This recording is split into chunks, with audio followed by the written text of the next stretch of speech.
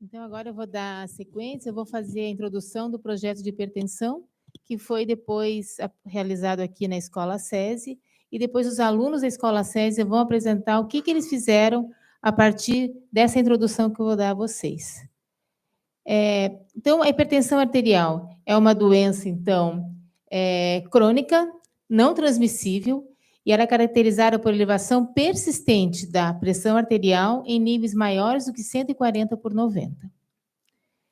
E o diagnóstico, né? Como que se diagnostica a hipertensão arterial? Você tem que ter mais de 2 medidas em mais de 2 consultas, com níveis pressóricos ali maiores do que 140/90, ou uma aferição que dê acima de 180/110.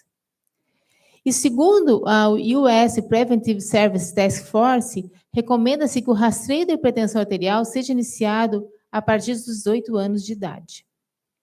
Mas é importante, então, para a detecção da hipertensão arterial, a utilização de uma técnica correta e o equipamento também de aferição esteja validado e calibrado.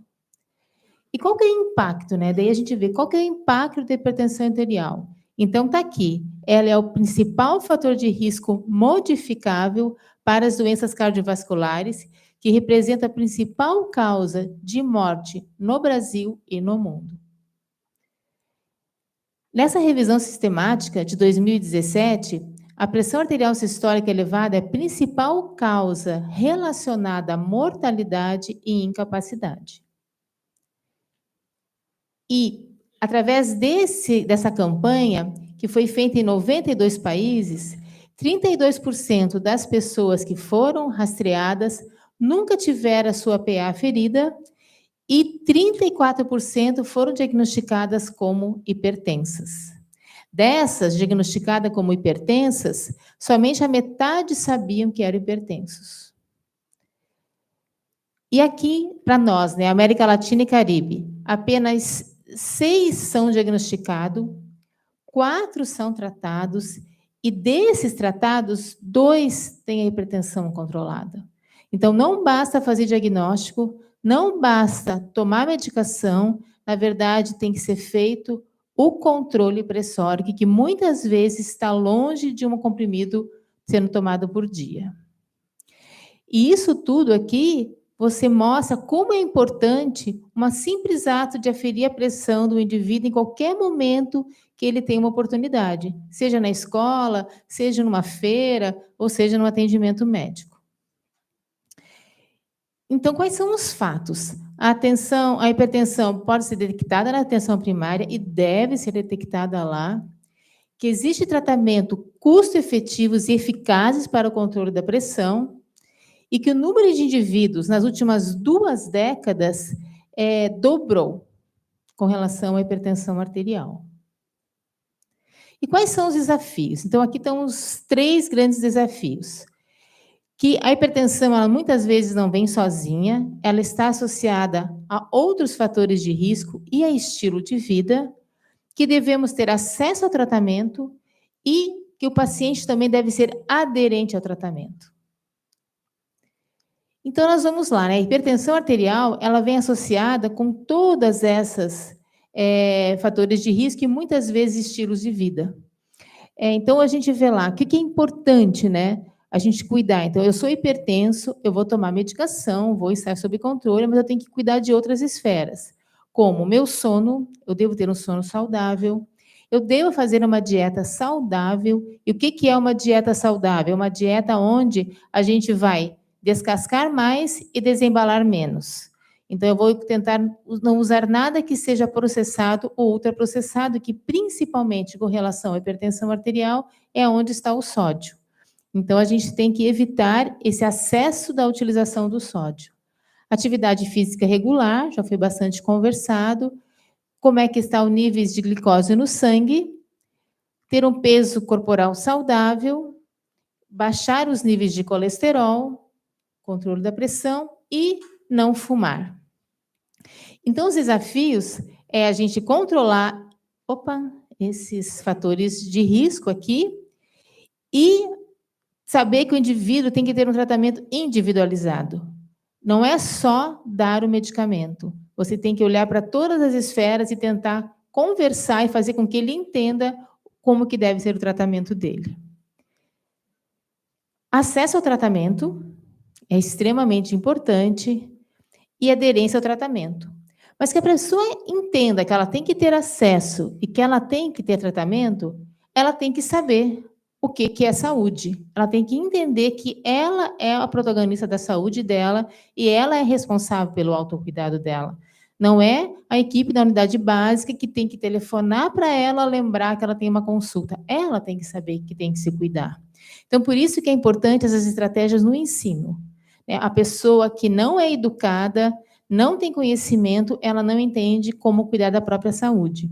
A gente sabe que aqui em Joinville, de um estudo que foi feito há uns 10 anos atrás, a gente viu que o bairro que tem mais incidência de AVC é um bairro onde a população tem menor anos de estudos. Então, aí mostra que o fator mais importante é a educação. E aqui eu trouxe só porque eu viajei esses últimos tempos para essa região e eu fiquei assustada com o que eu vi. Então, eu fui nesse mercado em Belém do Pará, que é o Ver o Peso, é o maior mercado aberto, a céu aberto da América Latina. E o que tinha lá, né? Um local abundante de rios, né? Peixe fresco por tudo quanto era lado, o peixe totalmente salgado lá, para ter maior durabilidade, exposto. Eles comem bastante essa maniçoba, que é mais ou menos uma feijoada, então todos os ingredientes são carne de porco extremamente conservada em sal. E aqui um delicioso camarão, que todos esses pontinhos brancos que vocês estão vendo aqui é sal grosso. Então eles conservam todos os alimentos no sal. E ao mesmo tempo você vai num outro mercado, esse aqui foi um mercado no outro lado do mercado, que tem a castanha, as frutas, o caju, uma corredor enorme de hortaliças, muito peixe fresco, e tudo que a gente pode temperar, em vez de temperar com sal, temperar com uma variedade imensa de pimentas. E como o conhecimento é importante, eu fui lá no setor onde tinha as ervas medicinais e perguntei para essa senhora o que tinha para prevenir o AVC ou para tratar o AVC. Ela tinha lá aguardente alemã, que está escrito ali, ó, purgativo e laxativo para derrame. Tinha essa aqui também, tintura derrame, baseada no conhecimento tradicional. E eu não me contive e perguntei, mas como que a gente usa, então, né, essa garrafada aqui? Então, assim, para evitar um AVC, você pega com a mão e põe na cabeça todo dia um pouquinho. E quando você tem um AVC, daí você toma a quantidade de uma tampinha por dia. Então, assim, isso é triste, né? É uma questão cultural de educação na população com relação à saúde. Obviamente que tem várias ervas que têm os seus benefícios, mas elas nunca devem ser utilizadas sem o conhecimento, sem saber que interação que ela pode fazer com medicamentos que se usa ou com pessoas que têm contraindicação para a utilização delas.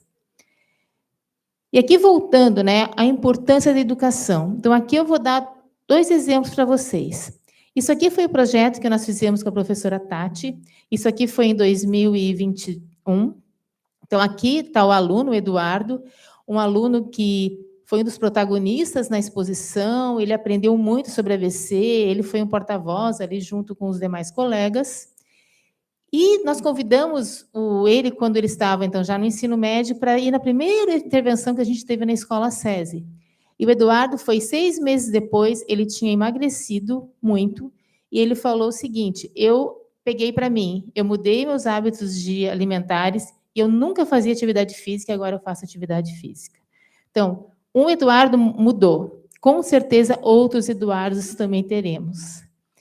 Aqui com o projeto já na escola SESI. Então, ali tem uma menina de cabelo comprido, a Helena, e a Helena, ela participou, então, desse projeto, e eles viram que, após o AVC, era comum a mão ficar fechada. Então, os alunos idealizaram, junto ali com a terapeutas ocupacionais, a Jane e a Marley, eles foram ao hospital, as terapeutas também foram na escola, eles desenvolveram uma órtese para membro superior. E como isso, né, uma pequena ação abre a cabeça de um estudante. A Helena participou do fórum, apresentou o projeto no fórum de 2022, e a Helena hoje está cursando engenharia mecânica, e ela quer trabalhar com produção de equipamentos para reabilitação.